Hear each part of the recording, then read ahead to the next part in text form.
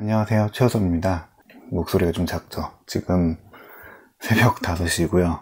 5시는 좀 넘었네요. 애플이 아이폰을 발표하는 키노트를 했죠. 원래 9월 첫째 주 항상 발표를 합니다.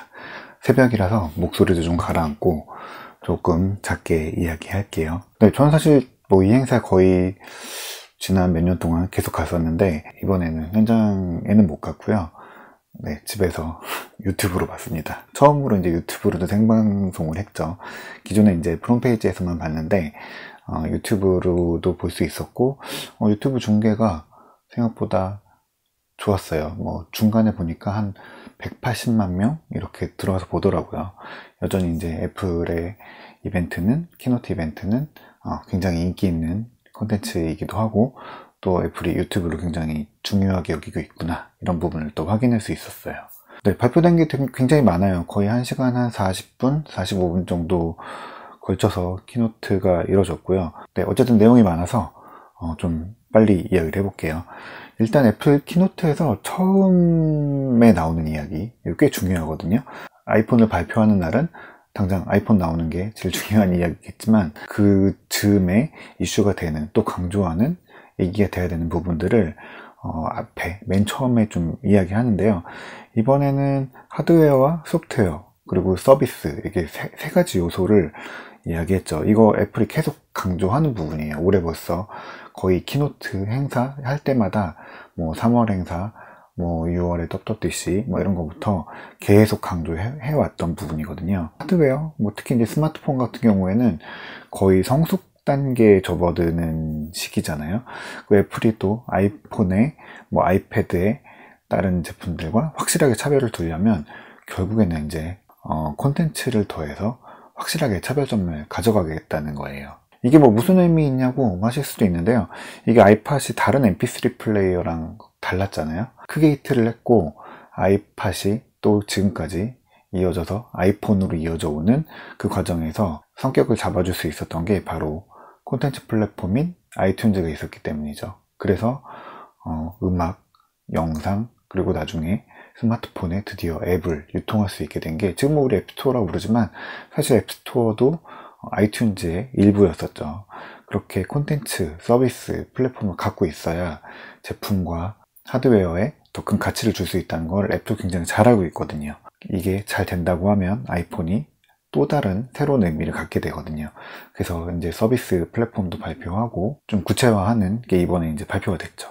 그래서 이제 본격적인 발표도 앞부분에서 바로 콘텐츠 얘기로 시작을 해요. 애플 아케이드는 이제 게임 구독 서비스인데요. 한 달에 4.99달러 내면 추가 결제 없이 게임, 그 안에 모든 콘텐츠 자유롭게 이용할 수 있는 그런 서비스예요. 음악, 영상, 스트리밍, 우리 이런 거 쓰는 거랑 비슷한 거죠. 한 달에 얼마 내면 그 안에 콘텐츠 무제한으로 쓸 수 있다, 이런 거 똑같은 개념이에요. 그걸 게임으로 옮겨온 거고요. 중요한 거는 이제 콘텐츠고 어떤 게임이 들어가냐, 이런 거잖아요. 이번에 좀 코나미, 캡콤 같은 큰 회사들이 시연도 했고요. 이런 거 만든다, 공개될 거다라고 이제 보여준 거예요. 근데 이번에 공개된 거는 좀 아직 캐주얼 게임 같은 게 좀 중심으로 보여져서 정확히 여기 어떤 게임들이 담길지에 대해서는 좀 아직은 판단이 어려운 것 같아요. 콘솔 게임기와 경쟁할 수 있을 정도로 좀 내용도 풍부하고 많은 그런 게임들이 좀 소개되면은 좋지 않을까 싶습니다. 이 구독 플랫폼은 좀 선순환이 필요하거든요. 애플 아케이드의 가장 큰 특징 중에 하나는 여기에 올라오는 게임이 독점작이라는 거예요. 기존에 있던 게임들을 다시 올리거나 아니면은 또 여기 있는 게임들이 다른 데 유통되는 게 아니라 그냥 애플 아케이드에 있는 게임은 애플 아케이드에서만 하는, 요즘에 좀 보기 힘든 독점적인 플랫폼인데, 그러려면은 이 게임 회사들이 애플 아케이드 안에서 충분히 돈을 벌 수 있어야 되는 거죠. 구독자가 충분히 있어야 된다는 얘기예요. 그래야지 그 돈으로 새로운 게임, 또 블록버스터 게임이 투자될 수 있잖아요.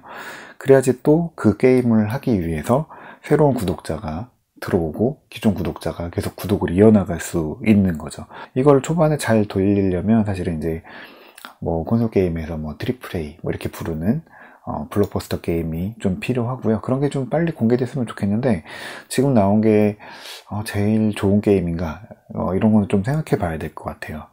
어쨌든 뭐 4.99달러라는 가격은 괜찮은 것 같은데 그 진짜 가치는 좀 빨리 보여줘야 될 것 같아요.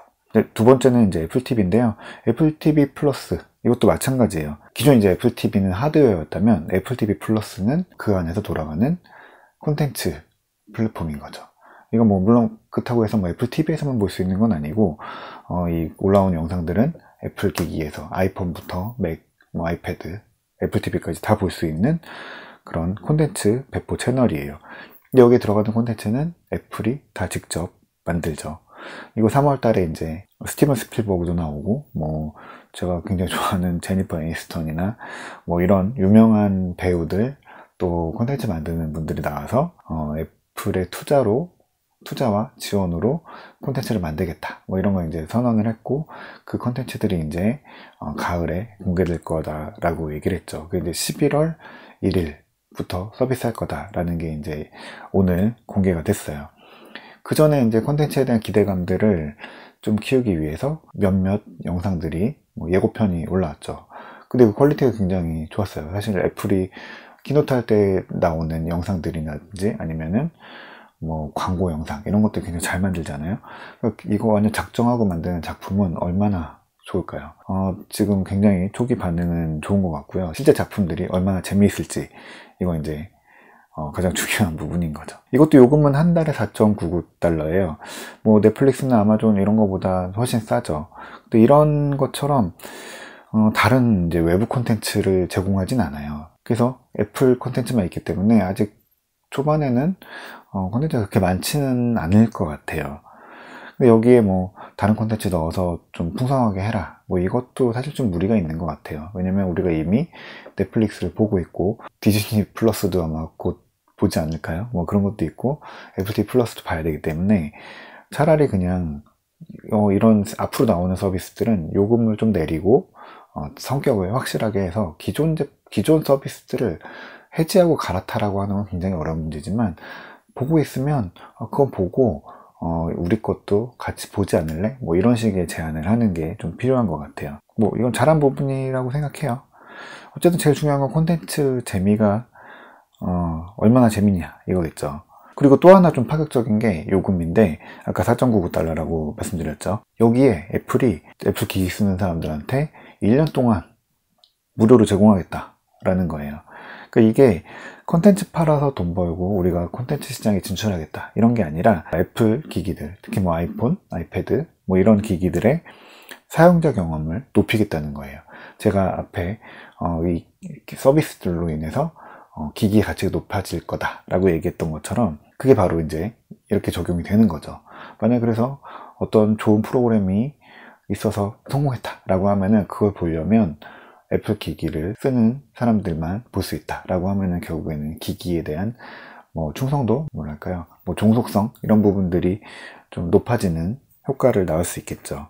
뭐 이렇게 가능한 거는 이 안에 뭐 다른 외부 콘텐츠가 없기 때문이에요. 서드 파티 없이 그냥 애플이 다 제작하고 유통하기 때문에 가격도 내가 정하고 내가 그냥 보여주겠다 내가 만든 거니까 뭐 이런 의도도 있는 것 같아요. 이게 확실히 하드웨어, 소프트웨어, 서비스 이런 구조를 제일 잘 보여주는 게 애플 TV 플러스인 것 같아요. 네, 그리고 아이패드 7세대 발표됐죠. 이거 굉장히 저도 좀 놀랐는데요. 특징은 간단해요. A10 프로세서가 들어가고요. 화면이 10.2인치 들어갑니다. 뭐 A10 프로세서 벌써 뭐 두 세대, 오늘로서 이제 세 세대 전에 프로세서가 된 건데 너무 옛날 거 아니냐라고 생각할 수도 있어요. 근데 A10 들어가는 거는 그렇게 나쁘지는 않아요. 너무 형편없다 이렇게 볼 거는 아니거든요. 어차피 또 이 아이패드는 가격이 중심이 되어야 되는 제품이고요.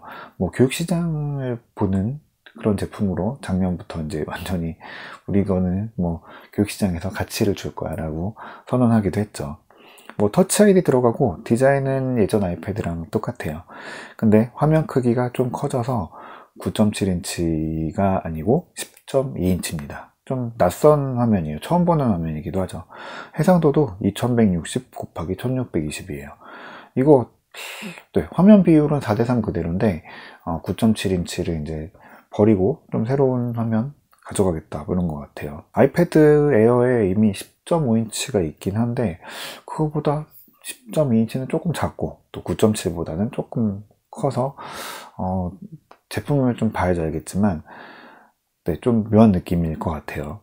이게 좀 의미를 갖는 거는 폼팩터를 바꿨다는 거거든요.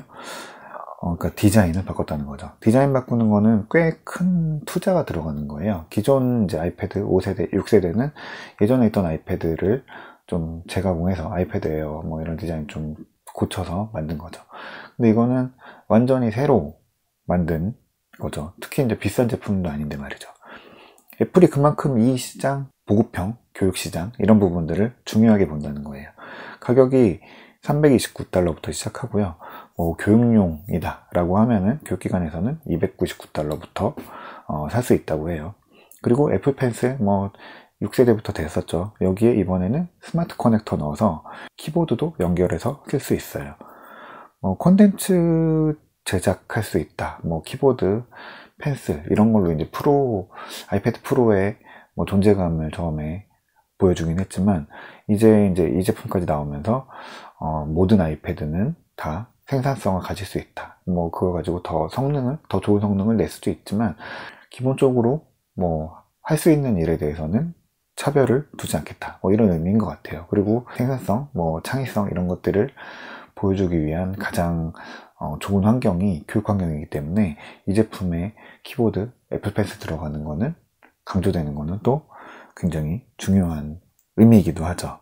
내용이 너무 많아서 이야기가 좀 길어지는 것 같은데 일단 이야기는 여기서 한번 끊고요. 네, 밤을 꼬박 샜더니 피곤하네요. 네, 이야기를 한번 끊고 다음 이야기는 이제 애플워치 그리고 아이폰 네, 두 가지 이야기도 다음에 곧바로 이어서 해볼게요. 이거 다 보셨으면은 다음 이야기 꼭 눌러서 이어서 봐주세요.